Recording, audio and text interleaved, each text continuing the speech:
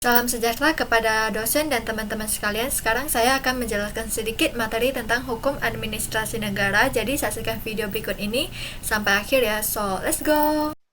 Oke, berikut adalah materi yang akan saya bahas pada kali ini, yaitu hukum administrasi negara. Jadi sebelum saya membahas materi tersebut, perkenankan saya memperkenalkan diri terlebih dahulu. Nama saya Melisa dengan NPM 1951093. Saya dari mahasiswa Fakultas Hukum Universitas Internasional Batam. Jadi materi yang akan kita bahas pada hari ini ada 6. Yang pertama, definisi sejarah dan ruang lingkup HAN. Kedua, sumber, ciri, dan peran HAN. Ketiga, konsep negara hukum. Keempat, keputusan dalam hukum administrasi negara atau HAN. Kelima, perlindungan hukum dalam HAN. Keenam, kedudukan dan tindakan hukum pemerintah. Jadi mari kita lihat terlebih dahulu materi yang pertama, yaitu definisi sejarah dan ruang lingkup HAN. Apa sih HAN itu? Ini dia. HAN menurut para ahli. Saya mengambil 2 ahli di sini. Yang pertama adalah Djoko Sutono dan kedua adalah Musan. Yang pertama, HAN menurut Djoko Sutono. Yang dimana HAN itu adalah hukum yang mengatur tentang hubungan-hubungan hukum antara jabatan-jabatan dalam negara dengan warga masyarakat.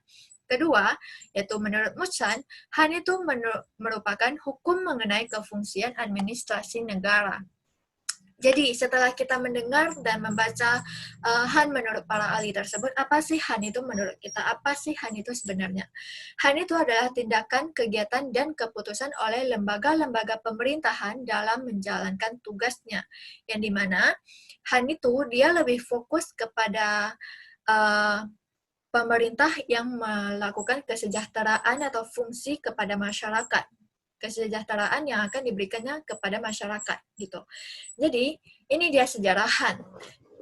Sejarah HAN itu yang awalnya hukum administrasi negara dan hukum tata pemerintahan itu adalah satu matkul yang diberi nama hukum tata negara. Itu adalah satu matkul atau satu mata kuliah. Kemudian pada tahun 1946 itu ada terjadi pemisahan mata kuliah atau pemisahan matkul antara HAN dengan HTN yang kemudian diikuti juga oleh Indonesia, yaitu UI, Universitas Indonesia kita. Jadi, apa sih perbedaan HAN dan HTN itu? Kalau mereka dibedakan, jadi pasti ada perbedaan dong. Nah, apa sih perbedaan HTN dan HAN itu? Gini, HTN itu dia lebih fokus pada sistem ketatanegaraan dan lebih fokus kepada keorganisasian negara. Sedangkan HAN, sesuai dengan yang saya bilang tadi, itu dia lebih fokus pada aktivitas dalam menjalankan pemerintahan. Yang dimana HAN itu dia lebih fokus pada aktivitas yang dilakukan pemerintahan untuk mensejahterakan masyarakat. Kemudian, ini dia ruang lingkup HAN tersebut. Ini menurut Van Vollenhoven. Yang dimana itu ada 4. Yang pertama, hukum tata negara, hukum perdata, hukum pidana, dan hukum administrasi negara. Yang dimana disebut juga HAN tadi itu. Kemudian, yang materi kedua, kita harus lihat dulu sumber, ciri, dan peran HAN. Apa sih sumber HAN itu? Dari mana sih sumber HAN itu? Ini dia. Sumber HAN itu ada 13. Yang pertama Pancasila, Undang-Undang 1945, TAP MPR, Perpu, PP, Kepres, Permen dan Kepmen, Perda, dan Kepkada, jurisprudensi. Yang belum tahu jurisprudensi itu merupakan keputusan pengadilan. Kemudian hukum tidak tertulis, hukum internasional, Keptun, dan doktrin. Doktrin ini adalah menurut para ahli. Ya, menurut para ahli. Kemudian kita next. Ciri hukum administrasi negara. Ini ada 4, menguji hubungan hukum, kemudian adanya pejabat pemerintahan administrasi negara, yaitu yang menjalankan administrasi negara tersebut. Kemudian melaksanakan tugas khusus, kemudian menyelenggarakan kesejahteraan umum atau kesejahteraan masyarakat, sesuai dengan yang udah saya katakan tadi, yang dimana HAN itu lebih fokus pada aktivitas pemerintahan dalam mensejahterakan masyarakat gitu. Kemudian peran HAN, ini dia. Peran HAN itu, peran hukum administrasi negara itu ada 3. Yang pertama dia mengatur, kemudian membatasi, menguji hubungan hukum. Apa sih yang diaturnya, dibatasinya, diujinya? Itu adalah hubungan hukum masyarakat dengan pemerintah. Ya, hubungan masyarakat dengan pemerintahan. Kemudian Materi ketiga, konsep negara hukum. Kita harus tahu dong apa itu konsep negara hukum. Ini dia. Unsur negara hukum itu ada 7. Yang pertama ada perlindungan HAM, perlindungan hak asasi manusia. Kemudian ada pemisahan atau pembagian kekuasaan dalam rangka menjamin HAM. Kemudian pemerintahan berdasarkan perundang-undangan, yang dimana semua aturan, semua peraturan itu atau semua aktivitas yang dilakukan pemerintahan itu harus berdasarkan perundang-undangan. Jadi pemerintah itu tidak boleh asal membuat aturan, tidak boleh asal membuat undang-undang begitu saja, tetapi mereka harus berdasarkan undang-undang yang ada. Kemudian peradilan administrasi dalam perselisihan. Kemudian ada supremasi, yang dimana supremasi hukum itu adalah meningkatkan atau menaikkan level hukum itu lebih tinggi atau meninggikan hukum itu. Jadi kalau misalnya kita melanggar, itu boleh dihukum, ya, itu. Kemudian equality before the law, yang dimana itu merupakan persamaan kedudukan di hadapan hukum, yang dimana kita itu, mau itu masyarakat, mau itu yang kaya, miskin, ataupun pemerintahan, itu kita sama di hadapan hukum, nggak ada bedanya. Kemudian terjamin hak-hak manusia oleh undang-undang dan jurisprudensi. Jadi hak kita itu udah dijamin oleh undang-undang yang ada dan jurisprudensi, yaitu keputusan pengadilan tadi. Kemudian, ini dia, negara hukum demokratis. Ini adalah sedikit bagan tentang negara hukum demokratis, yang dimana yang pertama itu ada negara hukum, kemudian kedaulatan rakyat. Yang dimana kalau demokratis itu lebih identik dengan kedaulatan itu di tangan rakyat gitu. Jadi, untuk kesejahteraan rakyat, yaitu negara hukum dengan kedaulatan rakyat, kemudian konstitusi dan perundang-undangan gitu. Jadi negara hukum demokrasi itu menjadi partisipasi dan kepentingan rakyat. Intinya negara hukum demokratis itu yang dimana kita oleh rakyat, untuk rakyat, dan bagi rakyat gitu. Jadi intinya untuk kedaulatan rakyat atau untuk kesejahteraan masyarakat.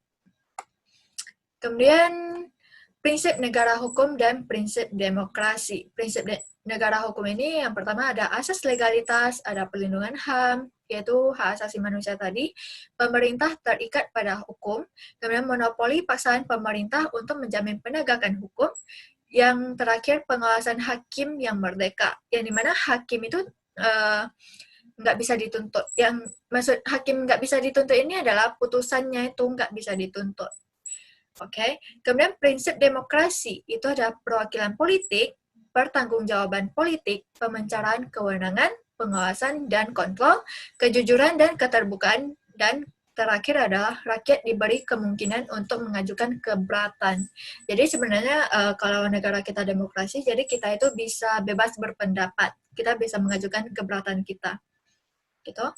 Kemudian, iya, kita next lagi ke materi keempat, yaitu keputusan dalam hukum administrasi negara. Ini dia, apa sih keputusan TUN itu, atau kepanjangannya itu kata tak usaha negara. Ini saya ambil dari 3 para ahli. Yang pertama ada Sejahran Basah yang mengatakan keputusan tertulis dari administrasi negara yang mempunyai akibat hukum. Yang dimana maksudnya ini, keputusan itu tertulis dan dikeluarkan oleh PTUN, administrasi negara, pemerintahan. Kemudian kalau Utrecht, dia mengatakan perbuatan hukum publik yang bersegi satu yang dilakukan oleh alat-alat pemerintahan berdasarkan suatu kekuasaan istimewa. Kemudian yang terakhir menurut Huisman, dia mengatakan keputusan yang berasal dari organ pemerintahan yang ditujukan untuk menimbulkan akibat hukum. Jadi kita lihat unsur keputusan tata usaha negara atau disingkat dengan TUN, yang dimana pernyataan itu kehendak sepihak dan dikeluarkan oleh organ pemerintahan, yaitu oleh PTUN, Pengadilan Tata Usaha Negara, kemudian didasarkan oleh kewenangan hukum yang bersifat publik. Kemudian 4, ditujukan untuk hal khusus atau peristiwa konkret dan individual. Apa sih konkret dan individual di sini yang dimaksudnya? Konkret itu yang dimana dia merupakan itu tertentu atau dapat ditentukan, tidak abstrak. Sedangkan individual itu hanya ditujukan pada orang tertentu atau pada alamat yang dituju. Jadi itu tidak untuk publik atau tidak terbuka umum gitu. Kemudian yang terakhir bermaksud menimbulkan akibat hukum dalam bidang administrasi. Kemudian kita next, ini dia. Pasti menjadi pertanyaan dong, apa sih, gimana sih kalau misalnya keputusan HAN itu, apakah harus selalu dalam bentuk formal keputusan, atau gimana? Atau bisa bentuk lisan, atau gimana? Kemudian apakah jika pejabat TUN tidak tidak mengeluarkan keputusan itu, apakah dia nggak keputusan? Oke, mari kita lihat sesuai dengan pasal yang ada, yaitu pasal 3 Undang-Undang Nomor 5 tahun 1986 tentang peradilan TUN, yang dimana di sini mengatakan apabila badan atau pejabat tata usaha negara tidak mengeluarkan keputusan, sedangkan hal itu menjadi kewajibannya, maka hal tersebut disamakan dengan keputusan tata usaha negara. Yang dimana sudah terjawabkan pertanyaan tadi. Kemudian, jika suatu badan atau pejabat tata usaha negara tidak mengeluarkan keputusan yang dimohon, sedangkan jangka waktu sebagaimana ditentukan data peraturan perundang-undangan dimaksud telah lewat, maka badan atau pejabat tata usaha negara tersebut dianggap telah menolak mengeluarkan keputusan yang dimaksud. Dan yang terakhir, dalam hal peraturan perundang-undangan yang bersangkutan tidak menentukan jangka waktu sebagaimana dimaksud dalam ayat 2 yang tadi, maka setelah lewat jangka waktu 4 bulan sejak diterimanya permohonan, badan atau pejabat tata usaha negara yang bersangkutan dianggap telah mengeluarkan keputusan penolakan. Oke? Jadi udah terjawab ya yang tadi ini, pertanyaan-pertanyaan kita tadi. Kemudian kita next. Ciri-ciri sengketa TUN itu, ciri-ciri sengketa tata usaha negara itu apa? Ada apa saja? Ini ada 8. Yang pertama, para pihak yang bersengketa, yaitu subjeknya, orangnya, para pihak yang bersengketa. Kemudian itu, sengketa TUN itu tentunya harus diselesaikan di PT UN, ya, di pengadilan tata usaha negara. Kemudian keputusan TUN itu sebagai objek sengketanya. Keputusan dari tata usaha negara itu merupakan objek sengketanya. Kemudian dengan mengajukan gugatan tertulis, dan kelima, terdapat tenggang waktu mengajukan gugatan, yaitu 90 hari setelah diterima.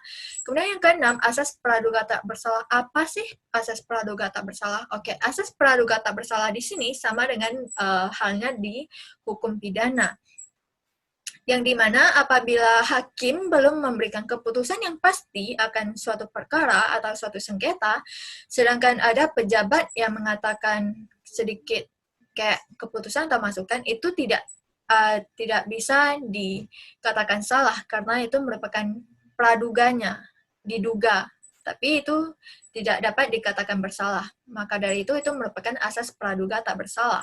Kemudian yang ketujuh, peradilan in absentia. Apa sih peradilan in absentia tersebut? Oke, peradilan in absentia ini merupakan peradilan yang tetap dilaksanakan walaupun tergugat itu tidak hadir. Kenapa tergugat itu tidak hadir dan tetap dilaksanakan? Kenapa? Ya, karena yang pertama, yang dimana tergugat itu sudah dipanggil tetapi tidak datang gitu. Sudah dipanggil berkali-kali tetapi tidak datang. Jadi mau tidak mau itu hakim harus mengikuti apa yang dikatakan penggugat. Jadi peradilan in absentia ini tetap dilaksanakan dengan tergugatnya tidak hadir. Oke. Kemudian pemerintahan perkara dengan acara biasa, acara cepat, dan acara singkat.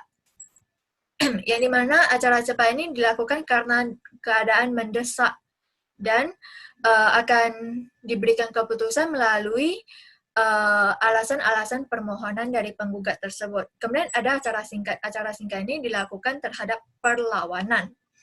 Kemudian kita next, ini dia, pasal 1 angka 9 Undang-Undang 51 2009, yang dimana mengatakan keputusan TUN adalah suatu penetapan tertulis yang dikeluarkan oleh badan atau pejabat TUN yang berisi tindakan hukum tata usaha negara atau TUN tadi yang berdasarkan peraturan perundang-undangan yang berlaku yang bersifat konkret, individual, dan final yang menimbulkan akibat hukum bagi seseorang atau badan hukum perdata. Jadi intinya keputusan TUN itu, keputusan tata usaha negara itu bersifat konkret, individual, dan final. Yang dimana konkret itu tidak abstrak atau dapat ditentukan. Kemudian individual itu tertuju pada alamat tertentu dan tidak untuk publik, tidak untuk umum. Kemudian final itu sudah definitif, yaitu tidak perlu persetujuan dari instansi lain lagi. Jadi itu udah fix, udah finalnya, udah keputusan yang paling fix. Ya, udah keputusan yang paling final. Kemudian kita next, kita lihat materi perlindungan hukum dalam HAN, yaitu materi kelima hari ini. Itu yang pertama, sebelum kita mengatakan perlindungan hukum terhadap kita sendiri, kita harus tahu dong hukum kita itu gimana, oke?